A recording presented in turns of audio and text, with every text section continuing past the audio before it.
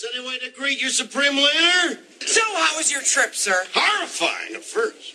I looked out the window. I saw something on the wing of the plane. The same thing happened to me. Anyway, to calm me down, they gave me something called alcohol. No. Let's get on a flight to Jersey and get another. That is William Shatner guesting on Third Rock from the Sun. This is Everything Old is New Again. I'm Douglas Viviani discussing the best sitcom of the 1990s with David Cohen, and our September silliness continues. Yes, 2 more decades before the semifinals. Quarter. I think it's Quadra.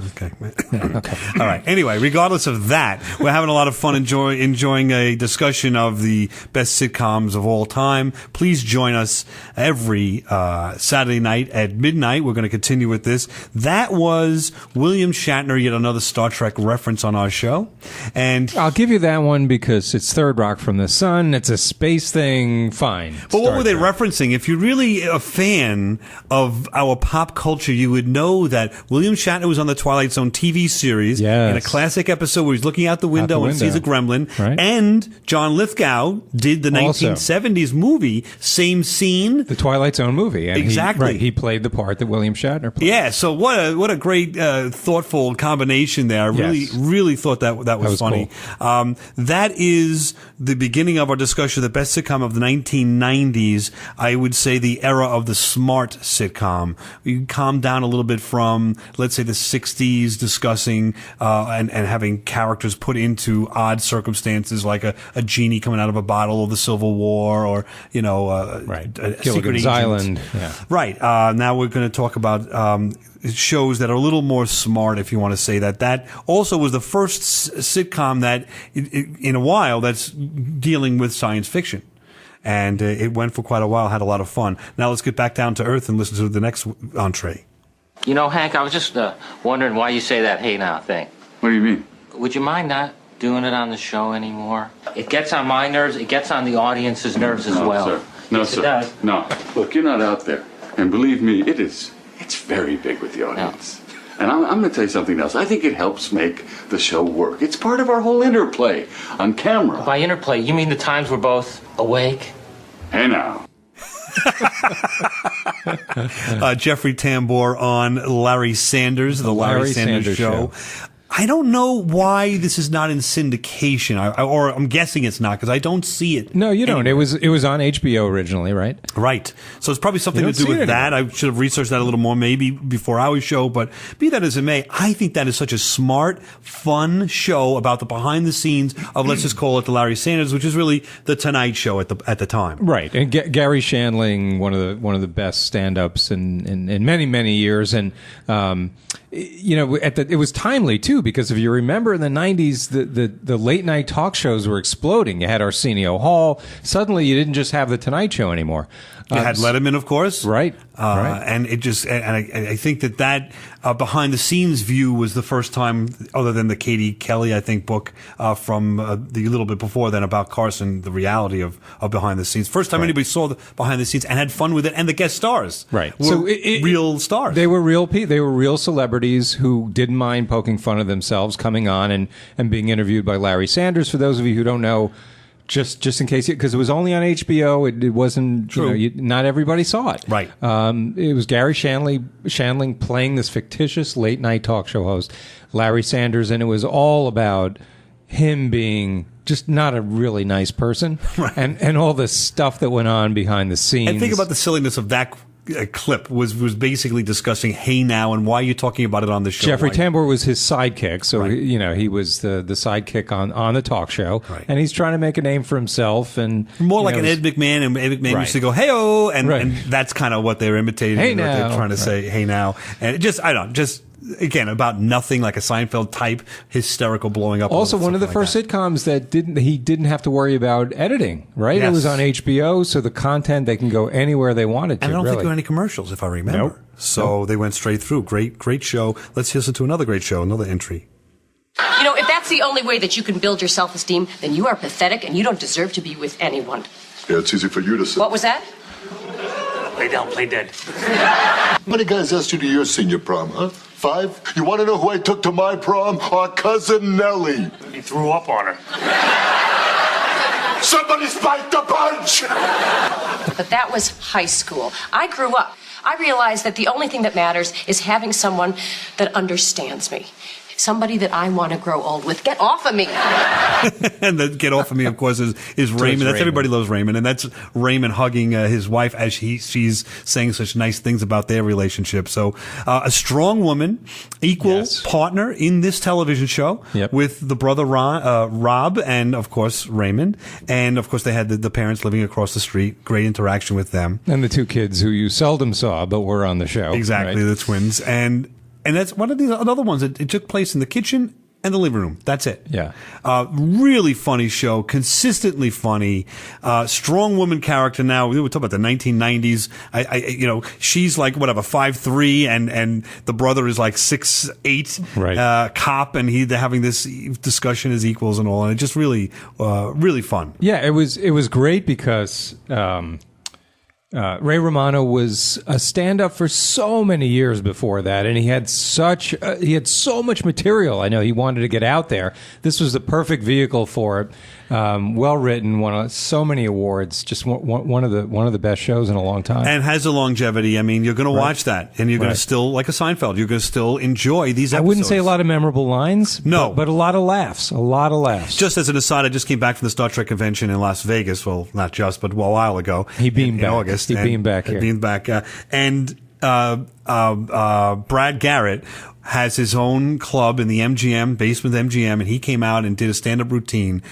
Filthy, but hysterical, and goes back again to our show about comedians, a Don Rickles type, making fun of the audience and so forth. But this guy is a comic genius. I'm not going to say genius, but he's a comic a character himself. So two comedians. I don't know how much he participated in the writing of that show, but he has a great comic mind as well. He's not just this dopey guy that he played on that show. Right. So anyway, just as an aside, bring it alive a little bit. We've got one more entree for this half of the show. Oh, I'm sorry, Niles. I didn't realize you'd stop talking. You haven't heard a word I said. Oh, Niles, you're a psychiatrist. You know what it's like to listen to people prattling on endlessly about their mundane lives. Touché. And on that subject, I heard your show today. And? You know what I think about pop psychiatry? Yes, I know what you think about everything. When was the last time you had an unexpressed thought? I'm having one now. I mean, this is the intellectual comedy of all time, maybe. Although it didn't always have intellectual discussion. The show is Frasier. Absolutely, and that it just gives you a little piece of what the interplay was between the brothers, and that was smart and fun and funny. But there was another side to the show as well. You had the father, right, and the housekeeper. Back at the apartment. It was an apartment or a house. It was a really nice apartment, right, that Frasier lived in. It seemed to be like a house. But long story short, they would interplay with these supposed intellectuals, right? Because his dad was like a retired cop or fireman or something, real blue collar, and he would call out Frasier on everything he said or did, and that interplay was hilarious. Yes, and Frasier started on Cheers, right? And then spun off, had his own show for like an amazing number of years. I think Frasier alone, that show won at least 30 Emmy Awards.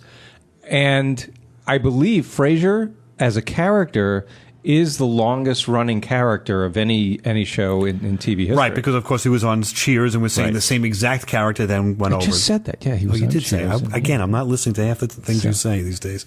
Although I do. I don't blame you. I'm only kidding. I do want to encourage you to listen to all of our shows if you've missed them on our podcast, which reruns these shows on everythingoldisnewagain.biz. In the alternative, please email us oldnewagain@aol.com, and we can discuss your emails online. I just wanted to take a moment to express and detail that we will be at the Long Island Doctor Who Convention November 7th to the 9th. And if you want to find out about that, it's longislanddoctorwho.com, doctor spelled out as a word. We will be there. Please come on by and say hello. We're going to have a lot of fun. Yeah, we're actually personally going to be there signing autographs and bickering. And I think the autograph is going to be on the check for the dinner or whatever it might be. But if anybody wants to come along and say hello and be interviewed, if you're a Doctor Who fan, it's going to be a great convention. There's at least 1,000 people going to be there. Right. They've got a lot of good stars, a lot of fun. Let's listen to a little preview of what we're going to listen to in terms of our best sitcom of 1990 on the other half of the commercials.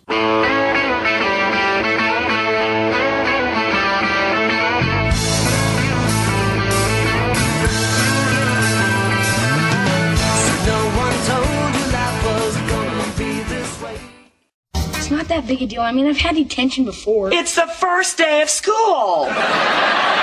No one ever gets detention on the first day of school. I wouldn't say no one. Why do you always bug me during the football game? Did I bug you during childbirth? No, but you bugged me during conception. I just read the survey and said that some couples, no matter how busy they are, still make love 5 times a week. With each other? It's Home Improvement, Tim Allen, and that is another entry into the best sitcom of 1990. Of the 1990s. Of course. Of the decade of the 90s, if you will. And we're here, by the way, and we're hopefully starting the arguments that you're going to love to have on Everything Old is New Again. The Home Improvement entry into this battle right now battles probably Larry Sanders and Everybody Loves Raymond and Frasier. I mean, we've got some real heavy good hitters contenders up there. here. Yeah. Home Improvement was a fun show. Tim Allen created that one himself. Yeah, Tim Allen, a stand-up. Actually, Tim Allen, way before Home Improvement, was, and this is based on an interview we had, just another comedian knocking around the circuit. And one time he got signed on to do this convention. I think it was for, I don't know, farm equipment, tool manufacturing, something like that. He didn't want to do it, but he said, all right, fine. He goes out there. He's bombing, right? So he starts, like any good comedian will do, you start bombing with your material, you start talking to the audience instead. And he started talking with them, and that's where that whole persona started with the men and tools. And it was from that one night when he didn't want to perform, he bombed. He bonded with the audience, created this new persona, not just for a stand-up, but he developed that into Home Improvement and a whole career. So it's amazing what can happen. Absolutely love to have been a fly on the wall if you will see that the genesis of that. Yeah, to be there while it was happening. Right, exactly. Yeah. And of course, he's a favorite of mine because of Galaxy Quest, which. Galaxy Quest being a Star Trek reference. Star Trek, of course. Yes, that in fact was a great movie that was a farcical, but a discussion of conventions and Star Trek-ish type of show and the hilarity that ensues. Long story short, we've got Home Improvement in there. Do you think it competes with Everyone Loves Raymond and Frasier and Larry Sanders? No. Okay, so a lot of one-liners. Obviously, we heard that, but I don't know if it has the longevity. I don't know that people are. Yeah, really it was watching okay. It was really It was a popular show. There's no doubt. Right, no doubt. Here's a killer one right now. I think that would take its place. 6.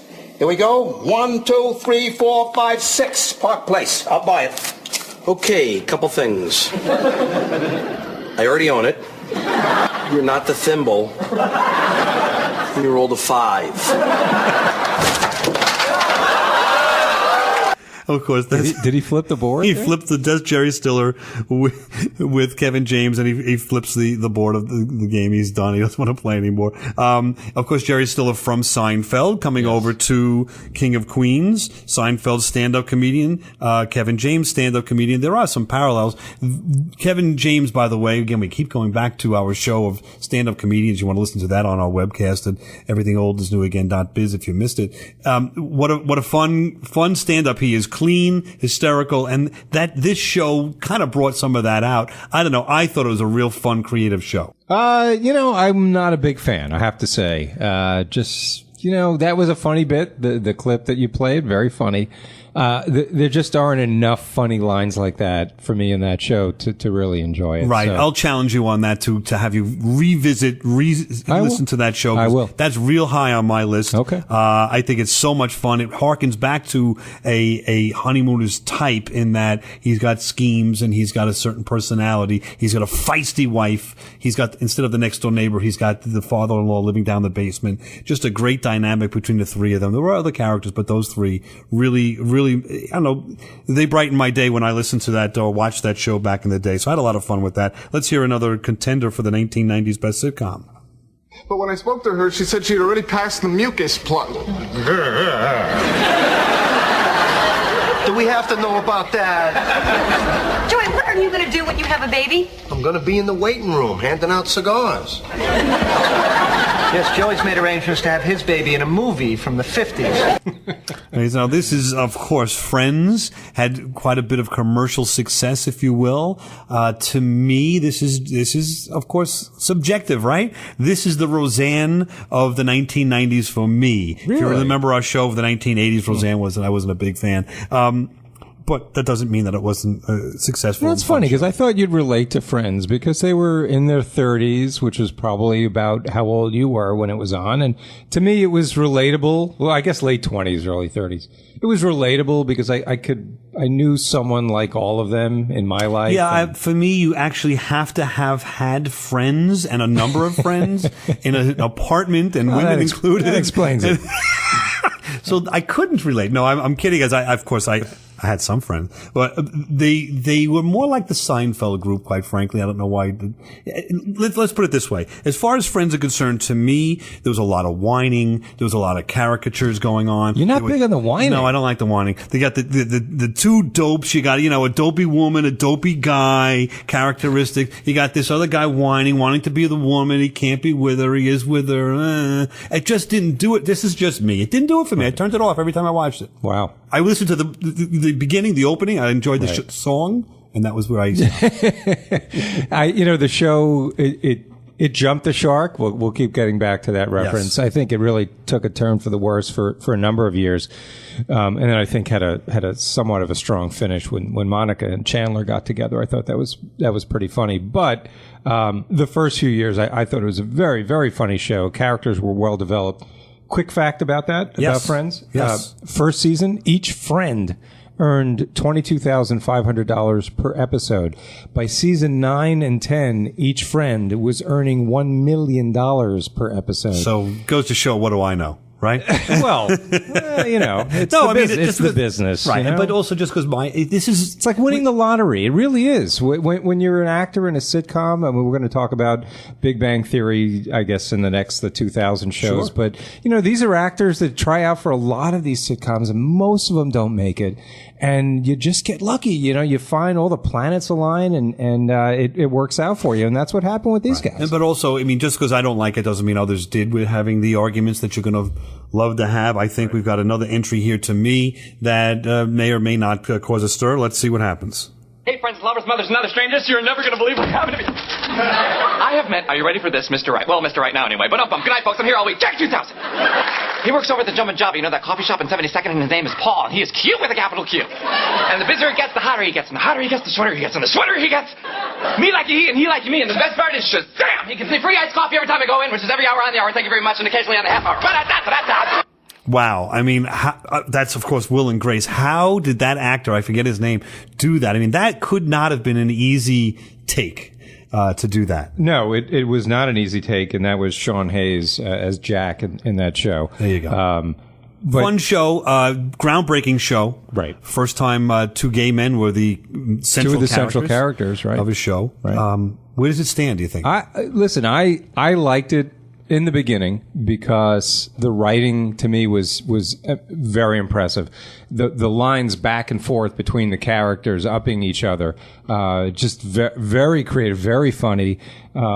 Unfortunately, I think what happened with that show was that Jack and Karen, the supporting characters, became the show. Right. Took the spotlight away. There was Megan Mullally and Sean Hayes we just talked about. And I think the show lost some steam. Harry Connick was a boyfriend. He was horrible. So all in all, good start, really good stuff, but I don't think stands right. up But to I some mean, of these others. what's it? Deborah Massing. Deborah Messing, never liked her. And the other gentleman, I don't know his name. The other character, Eric. Long story short, the problem is we don't remember because when the other two supporting characters came on the screen, that's all you wanted to see. Yes, and these other two characters, all they did was gape at them. Right. Not to pick on these people. I mean, they're doing the best they can, but in this situation, we need to be critical of these shows. Right. And right now, I think we're down to Everyone Loves Raymond, Frasier, Larry Sanders, and for me, King of Queens. I don't know where do you stand on our evaluation? Well, we went through the numbers, and let's tell people where we came out. Go ahead. Yeah, basically at this point, it's Everyone Loves Raymond against King of Queens and Frasier. And drum roll, please, for the best sitcom of the 1990s because of its longevity. You could watch it now because of its comedy elements that every episode you are going to laugh still to this day is Everybody Loves Raymond. So we have our best sitcom winner of 1990. We will come back next week with our semifinals. We've got 6 semifinalists, if you will, and we will bring it to the finals the week after. Is it quarterfinal or is it We'll find out soon. I don't know.